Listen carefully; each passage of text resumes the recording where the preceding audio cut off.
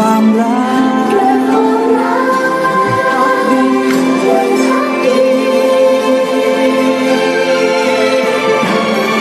จะขอแรงหน่อยทั้งพอแค่คำว่าเพียงและพอจากหัวใจเป็นลูกที่ดีของพ่อด้วยความรัก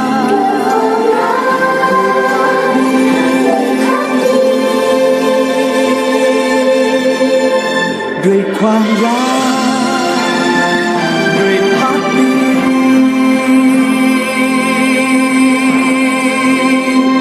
ตลอดไป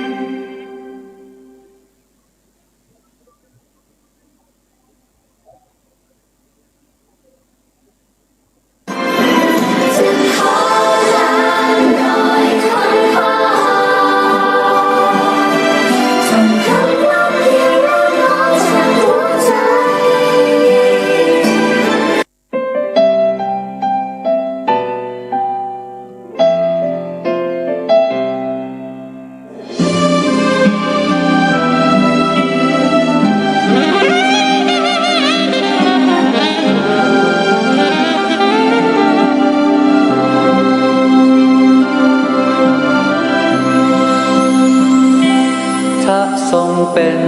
จอมทัพไทยมิ่งขวัญเหล่าทหารจงรักภักดีอย่างยืนนานเพื่อราชวงศ์จักรีด้วยพระมหากรุณาธิคุณใต้ร่มพระบารมีกองทัพไทยสดุดีถวายพระเกียรติด้วยชีวิตทักทรงนำความร่มเย็นความรักให้แผ่นดินพ่อเดินก้าวไปทั่วทุกทินพลิกฟื้นเป็นแผ่นดินทอง70 ปีที่พ่อทรงงานให้บ้านเมืองของเราเรืองรองประชาทั่วโลกแซ่ซ้องในหลวงรัชกาลที่ 9พระองค์สถิตในหัวใจของคนไทยทั่วลาทุกคำสอนที่พ่อนำพาจากฟ้าลงมาสู่ดินลูกขอน้อมนำทำต่อไปด้วยหัวใจทวินขอสัญญาจะรักชาติไปจนสิ้นสุดลมหายใจ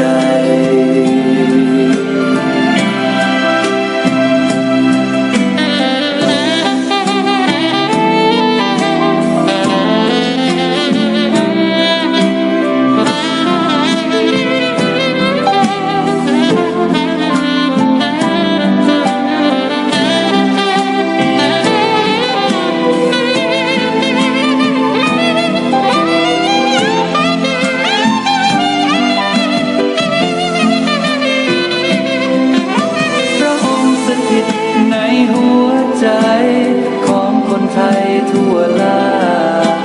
ทุกคำสอนที่พ่อนำพาจากฟ้าลงมาสู่ดินลูกขอน้อมนำทำต่อไปด้วยหัวใจทวินขอสัญญาจะรักชาติไปจนสิ้นสุดลมหายใจสถิตในหัวใจของคนไทยทั่วลาทุกคำสอนที่พ่อนำพาจากฟ้าลงมาสู่ดินลูกขอน้อมนำทำต่อไปด้วยหัวใจทวินขอสัญญาจะรักชาติไปจนสิ้นสุดลมหายใจสัญญาจะเป็นคนดีของแผ่นดินเพื่อประเทศไทยดำรง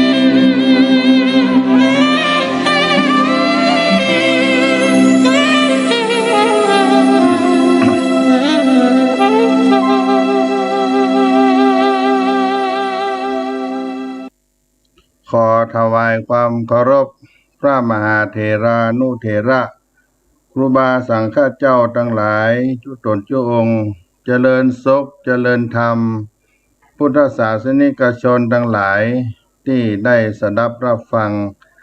ธรรมะทางสถานีวิทยุวัดฝ่ายหินมหาวิทยาลัยเชียงใหม่วันนี้รายการเสียงธรรมพระธรรมจาริกวัดสลีโสดาพระอารามหลวงโดยอัตมภาพท่านพระครูปัญญาสังฆการหรือท่านพระครูพรหมินทร์ได้มาพบกันกับสาธุชนทุกท่านในวันนี้เป็นวัน น้อมรำลึกสำคัญของชาติบ้านเมืองของเฮาก็คือวันคล้ายวันสวรรคตพระบาทสมเด็จพระบรมชนกาธิเบศรมหาภูมิพลอดุลยเดชมหาราชบรมนาถบพิตรวันที่13ตุลาคมพุทธศักราช2564ครบรอบ5ปีวันคล้ายวันสวรรคตในหลวงรัชกาลที่9ที่พระองค์ ทรงมีพระมหากรุณาธิคุณต่อประเทศไทยของเฮามายืนยาวนานได้เสด็จสู่สวรรคาลัยณวันที่13ตุลาคม พุทธศักราช2559เวลา 15:52 นาทีสิริพระชนมายุรวม89พรรษาทรงครองศรีราชสมบัติ70พรรษาเป็นพระมหากษัตริย์ทรงครองราชย์นานที่สุดในโลกวันนี้ รายการธรรมะวัดศรีโสดาก็จะได้น้อมรำลึกถึงพระมหากรุณาธิคุณของพระองค์ท่านจะได้นำเอาพระราชธรรมเทศนา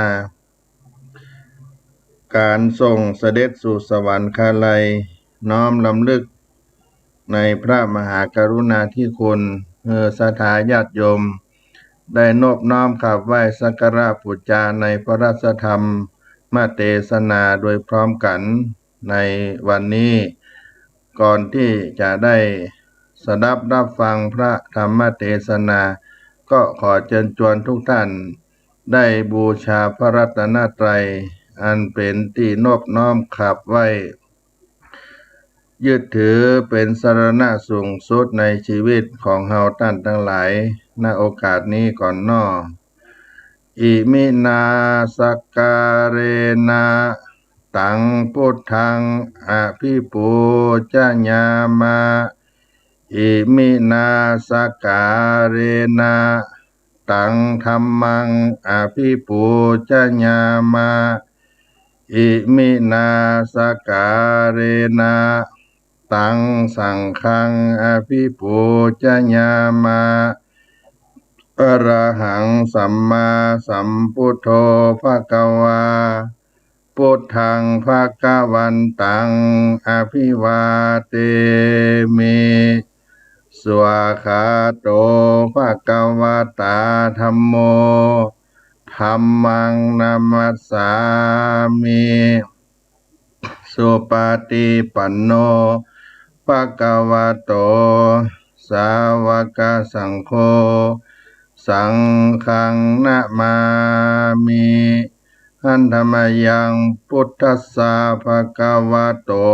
ปุพพาคณมการังกโรมาเสนะโมตัสสะภะคะวะโตอะระหะโตสัมมาสัมพุทธัสสะนะโมตัสสะภะคะวะโตอะระหะโตสัมมาสัมพุทธัสสะนะโมตัสสะภะคะวะโตอะระหะโตสัมมาสัมพุทธัสสะ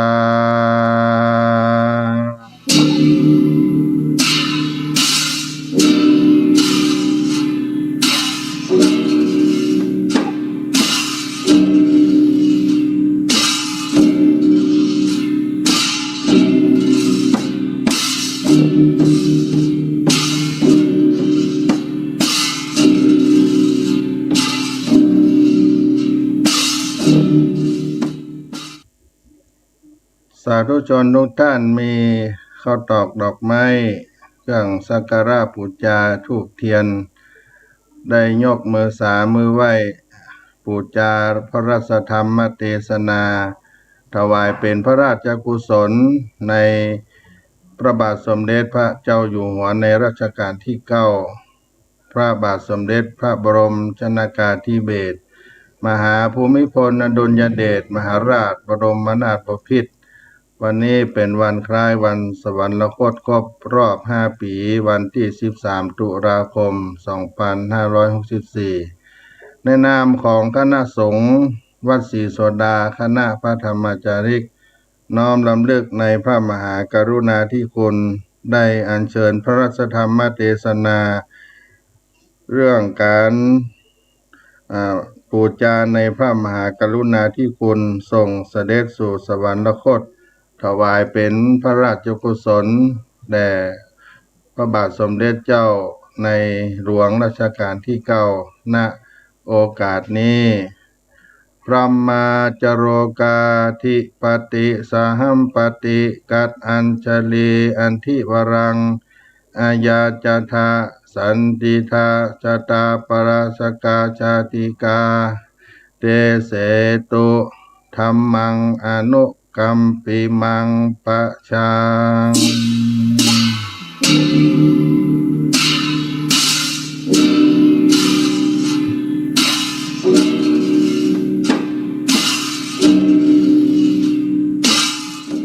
นะโม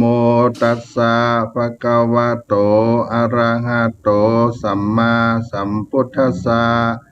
นะโมตัสสะภะคะวะโตอะระหะโตสัมมาสัมพุทธัสสะนะโมตัสสะภะคะวะโตอะระหะโตสัมมาสัมพุทธัสสะภูมิพระโรมหาราชานวโมจักกิวังสิโกรัฐปัสสาสเนพยัตโตนีติจาริตะโกวิโทสัมพุทธมามะโกอโกสาสนโสปธัมภโกธัมมิโกทัสสะธัมเมหิรัชชังการิติสัพพตาติติขอน้อมรำลึกในพระมหากรุณาธิคุณในพระบาทสมเด็จพระบรมชนกาธิเบศรมหาภูมิพลอดุลยเดชมหาราชบรมนาถบพิตรพระบาทสมเด็จพระเจ้าอยู่หัวในรัชกาลที่9พระองค์ทรงเสด็จสู่สวรรคาลัยสถิตมั่นในชากามาพระจรสวรรค์ชั่วนิรันดร์เทินขอเจริญสุขสาธุชนทั้งหลายณโอกาสบัดนี้อาตมาภาพจักได้แสดงพระสัทธรรมเทศนาอันเกี่ยวเนื่องด้วยการเสด็จสวรรคตขององค์พระบาทสมเด็จพระบรมชนกาธิเบศรมหาภูมิพลอดุลยเดชมหาราชบรมนาถบพิตร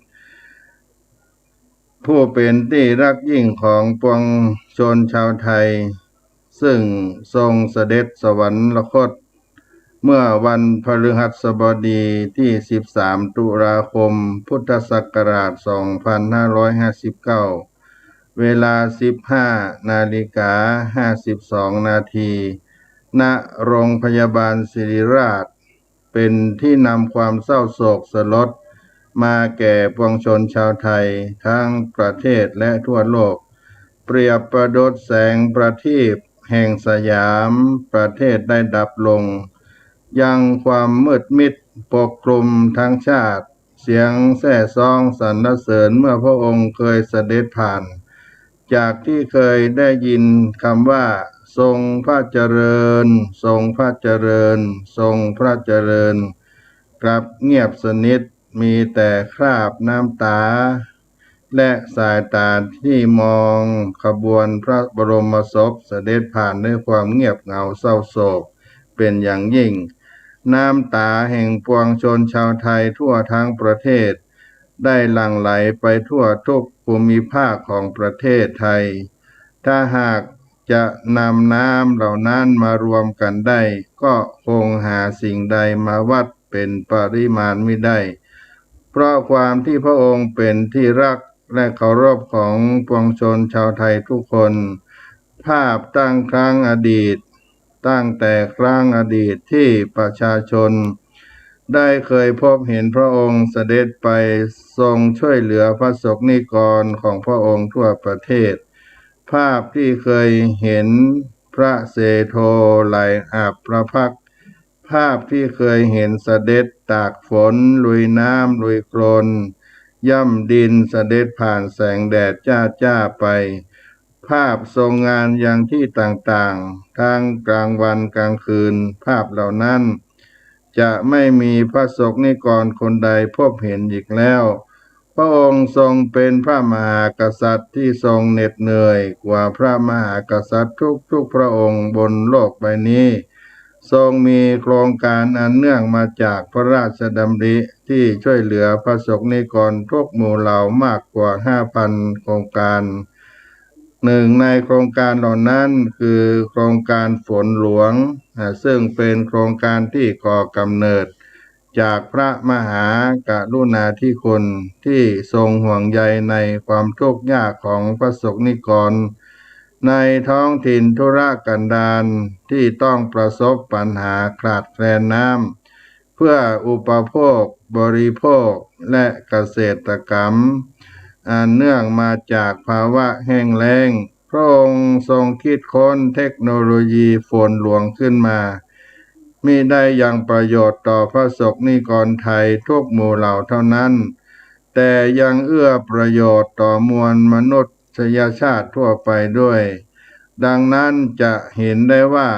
นับตั้งแต่ประเทศไทยได้จดทะเบียนกิจกรรมฝนหลวง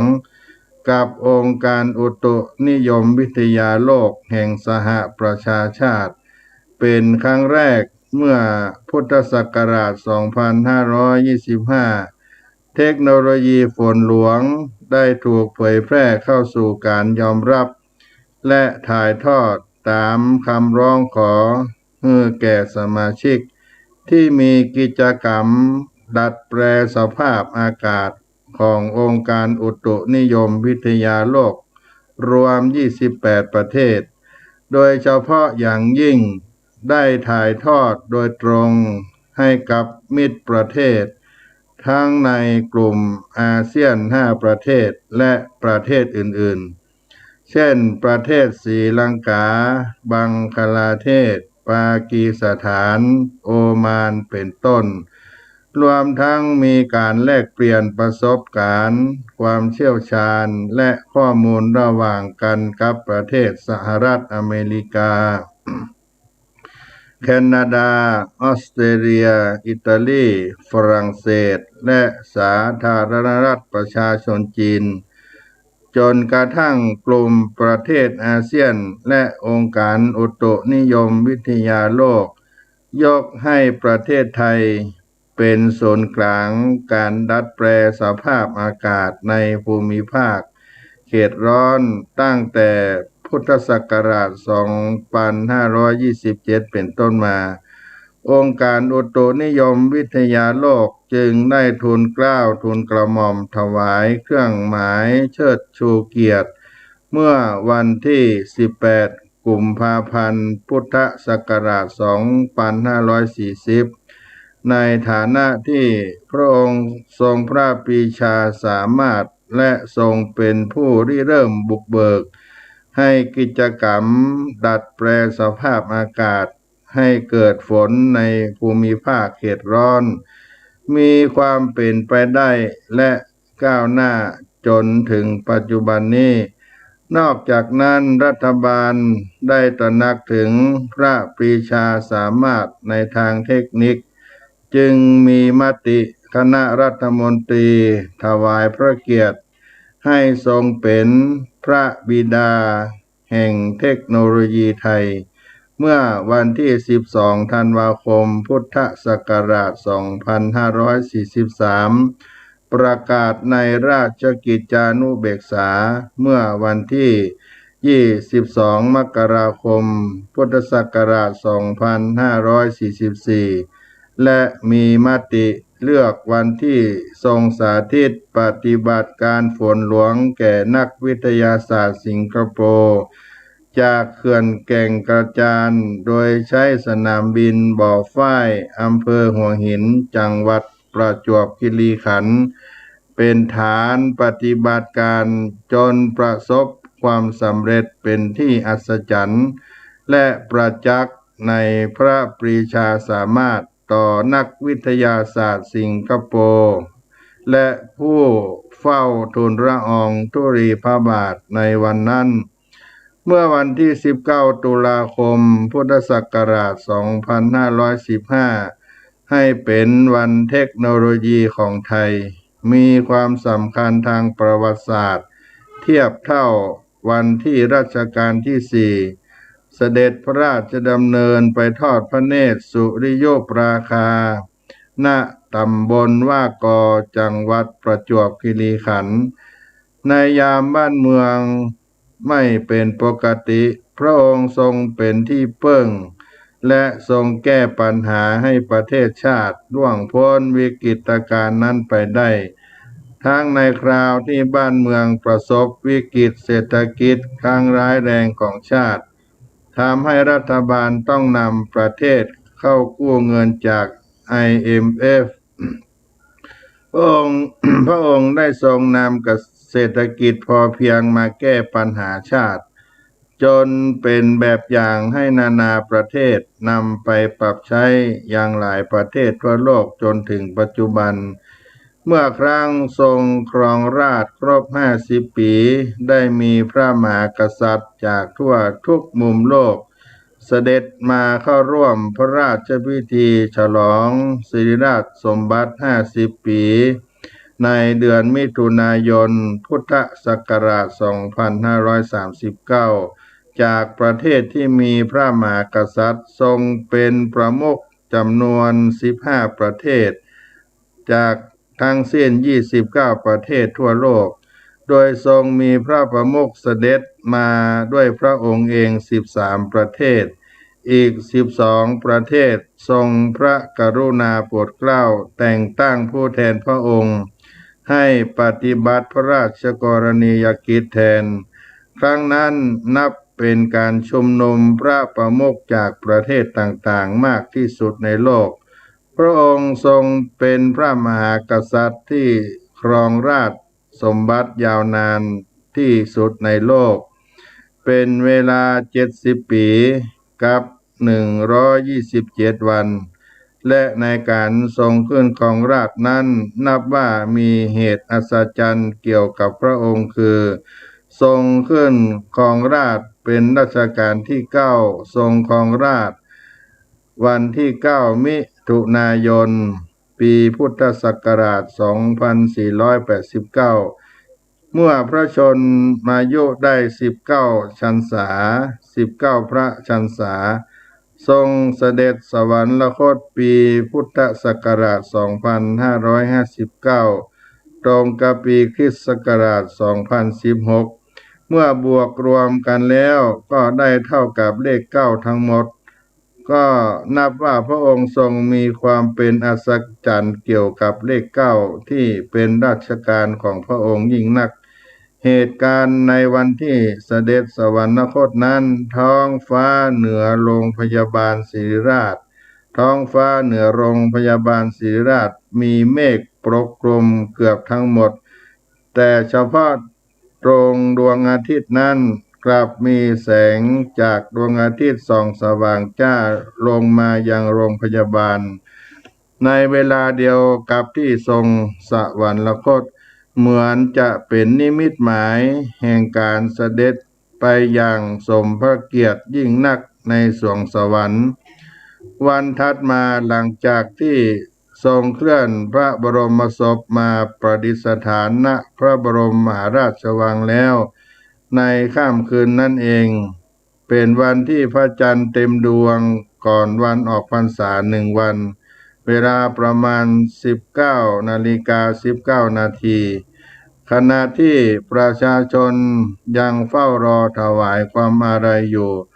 ก็ได้เกิดปรากฏการณ์มีเมฆจำนวนมากเคลื่อนตัวมาปิดบังดวงจันทร์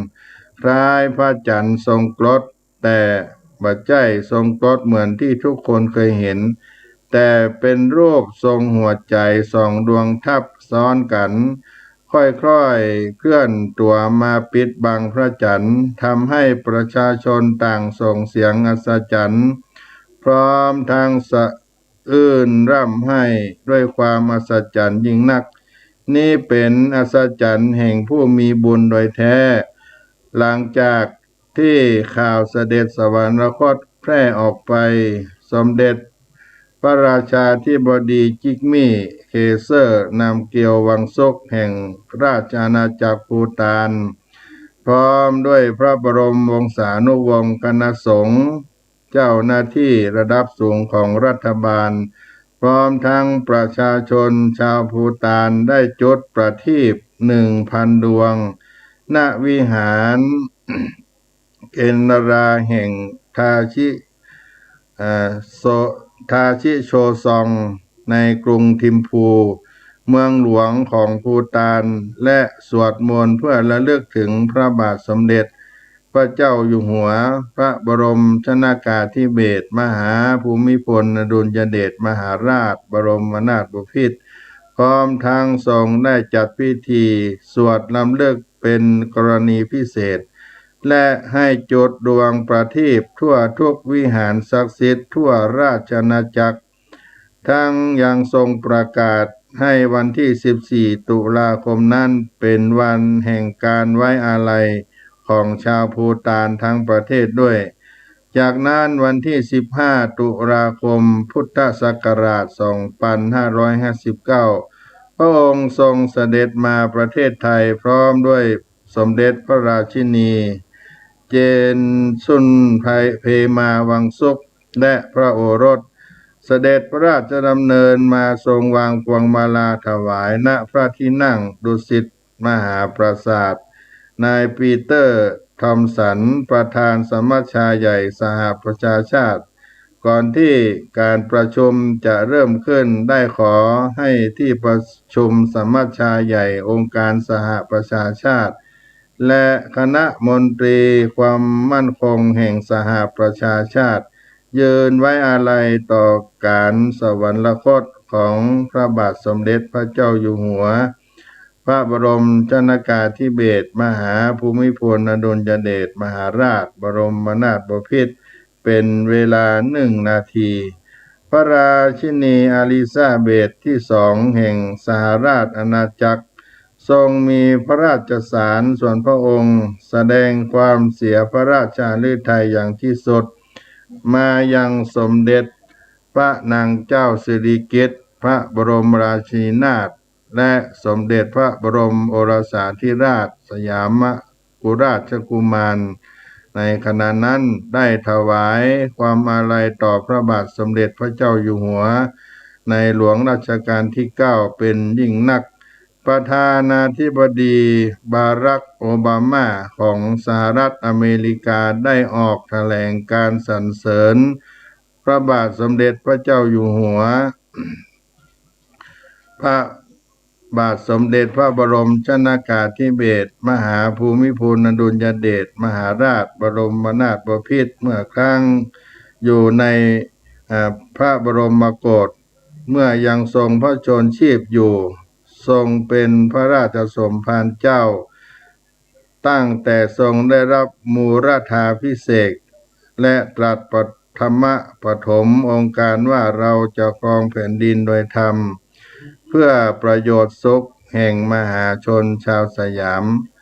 ตั้งแต่บัดนั้นเป็นต้นมาพระองค์ได้ทรงบำเพ็ญประโยชน์มากมายแก่ปวงชนชาวไทยดังที่ปฐมองค์การตรัสไว้ทุกประการการเสด็จสวรรคตของพระองค์แม้จะเป็นไปตามธรรมดาของโลกดังเช่นสัจธรรมแห่งพระพุทธองค์ตรัสไว้ว่า มิมีบุคคลใดล่วงพ้นได้ก็จริงแต่การเสด็จจากไปของบุคคลผู้ทรงคุณเช่นพระองค์นั้นนับว่าเป็นการสูญเสียที่ยิ่งใหญ่ของปวงชนชาวไทยและชาวโลกยิ่งนักและการเสด็จสวรรคตของพระองค์จะจดจำอยู่ในห้วงจิตสำนึกปวง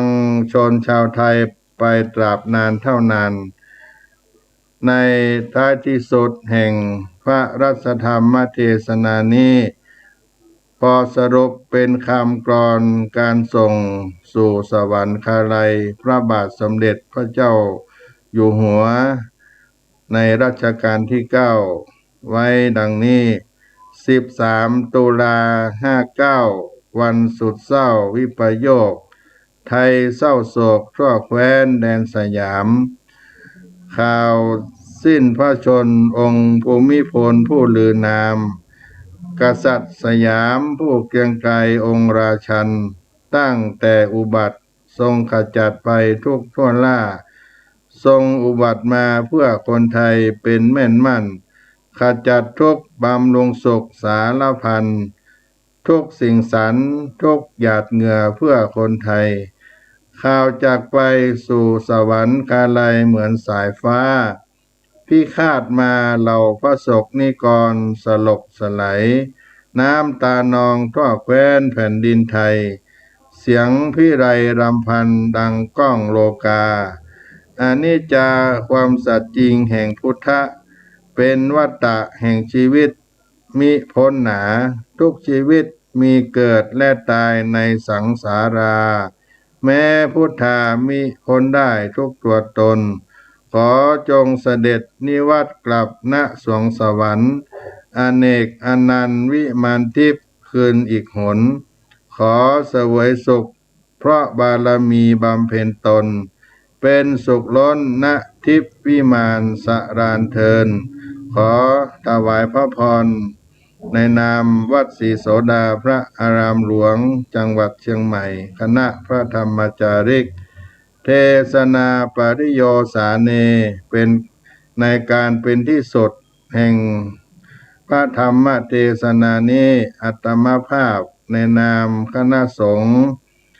วัดศรีโสดาพระอารามหลวงคณะพระธรรมจาริกและพี่น้องราษฎรชาวเขาบนพื้นที่สูงทุกหมู่เหล่าขอน้อมเกล้าน้อมกระหม่อมลำลึกในพระมหากรุณาธิคุณพระมหาบพิตรพระราชสมภารเจ้าอย่างหาที่สุดไม่ได้ขอถวายพระพรชัยพระบาทสมเด็จพระบรมชนกาธิเบศรมหาภูมิพลอดุลยเดชมหาราชบรมนาถบพิตรทรงเสด็จสู่สวรรคาลัยขอพระบาทสมเด็จพระเจ้าอยู่หัวในรัชกาลที่9จึงสถิตเถลิงถวัลย์ที่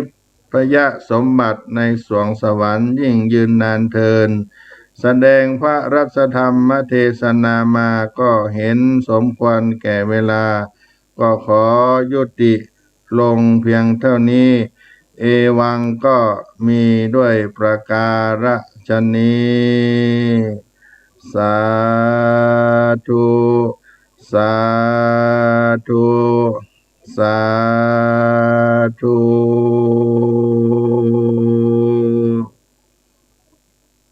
บัดนี้อาตมาภาพได้นำพระราชธรรมเทศนาทรงเสด็จสู่สวรรคาลัยน้อมรำลึกในพระมหากรุณาธิคุณในพระบาทสมเด็จพระบรมชนกาธิเบศรมหาภูมิพลอดุลยเดชมหาราชบรมนาถบพิตรครบรอบ5ปีวันที่13ตุลาคม2564วันคล้ายวันสวรรคตในนามของคณะสงฆ์วัดศรีโสดาพระอารามหลวงก็ขอได้น้อมรำลึกในพระมหากรุณาธิคุณแด่พระองค์ท่านได้นำพระรัตธรรมเทศนามาแสดงเพื่อประชาชนพี่น้องท่านผู้ฟังทั้งหลายก็มีโอกาส ได้รับพระสัทธรรมเทศนานี้เพื่อได้น้อมรำลึกในพระมหากรุณาธิคุณทุกท่านก็มีโอกาสได้รับฟังแล้วก็ได้น้อมจิตอธิษฐานได้แผ่บุญกุศลนี้ถวายเป็นพระราชกุศลแด่พระองค์ท่านโดยพร้อมเพียงกันในวันนี้เป็นวันครบรอบวันสวรรคตแห่งพระองค์ท่านด้วยก็ขอให้ทุกท่านได้น้อมจิตเป็นกุศลเป็นสิ่งที่น้อมถวายแก่พระองค์ท่านที่มีพระมหากรุณาธิคุณต่อปวงชนชาวไทยเป็นอย่างยิ่งน้อ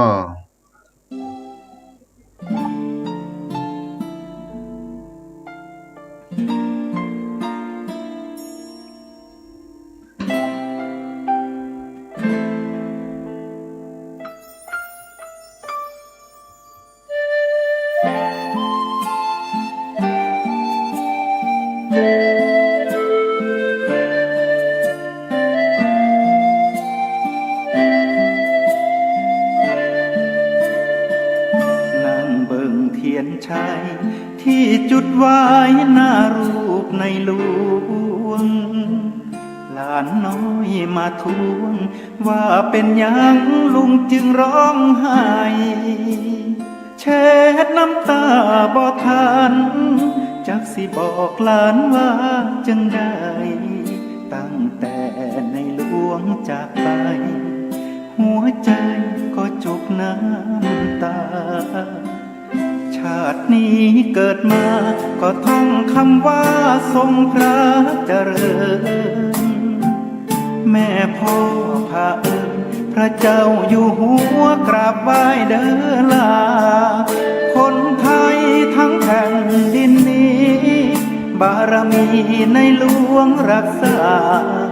กอดหลานเบิ่งรูปข้างฟ้าน้ำตาเพลอมาตอนหน้าสิบอกฮักจังใดบอกรักอย่างไรให้พ่อได้ยินเสียงร้องไห้ของคนบนดินได้ยินคืนฟ้าหรือไม่สิทำความดีรักษามัคคีที่พ่อสอนไว้เป็นวิธีบอกรักแบบใหม่ถวายบุญให้พ่อบนสวรรค์เล่าสู่หลานฟังบอกรักดังๆด้วยการคำดีรักพ่อแบบนี้ปัดเรื่องร้ายพาไทยข้ามผ่านที่ในหลวงท่านทรงห่วงใยคืออยากให้คนไทยรักกันหากเรารักพระองค์ท่านก็ต้องช่วยกันตามรอยความดี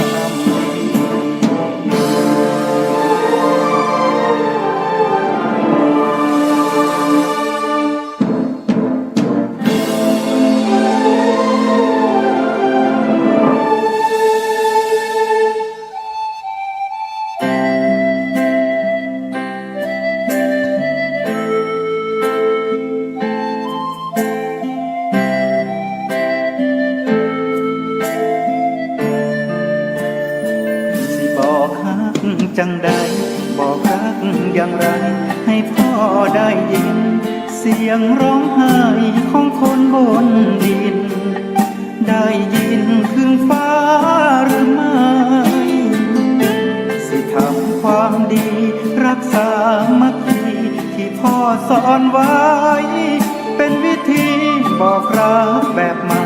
ถวายบุญให้พ่อบนสวรรค์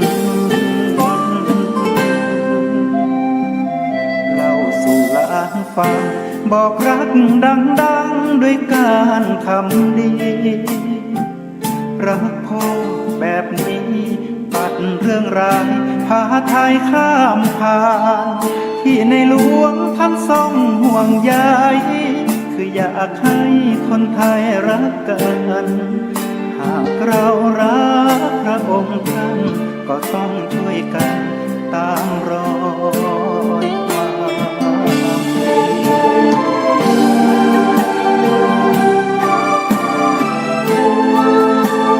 เรารักพระองค์ท่านก็ต้องช่วยกันรักษา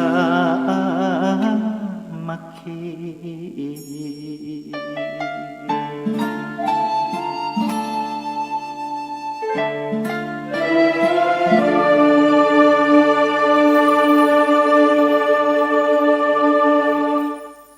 ในใต้รายการเสียงธรรมพระธรรมจาริกอาตมาภาพก็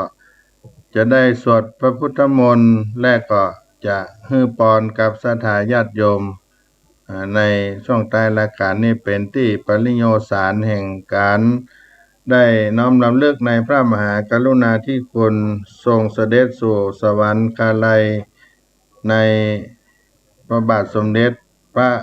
ชนากาธิเบศรภูมิพลอดุลยเดชมหาราชบรมนาถบพิตรในหลวงในรัชกาลที่9น้อนะโมตัสสะภะคะวะโตอะระหะโตสัมมาสัมพุทธัสสะนะโมตัสสะภะคะวะโตอะระหะโตสัมมาสัมพุทธัสสะนะโมตัสสะภะคะวะโตอะระหะโตสัมมาสัมพุทธัสสะเหตุปัจจยโยอารัมมณปัจจยโยอธิปติปัจจยโยอนันตระปัจจยโยสัมมานันตระปัจจยโยสหชาตปัจจยโยอัญญมัญญปัจจยโยนิสสัญญปัจจยโยอุปนิสัญญปัจจยโยปุเรชาตปัจจยโยปัจฉาชาตปัจจยโยอเสวนาปัจจยโยกัมมาปัจจยโยวิปากาปัจจยโยอาหารปัจจยโยอินทรียปัจจยโยชนะปัจจยโยมัคคะปัจจยโยสัมปโยตาปัจจยโยวิปโยตาปัจจยโยอัตถิปัจจยโยนัตถิปัจจยโยวิกัตตาปัจจยโยอวิกัตตาปัจจย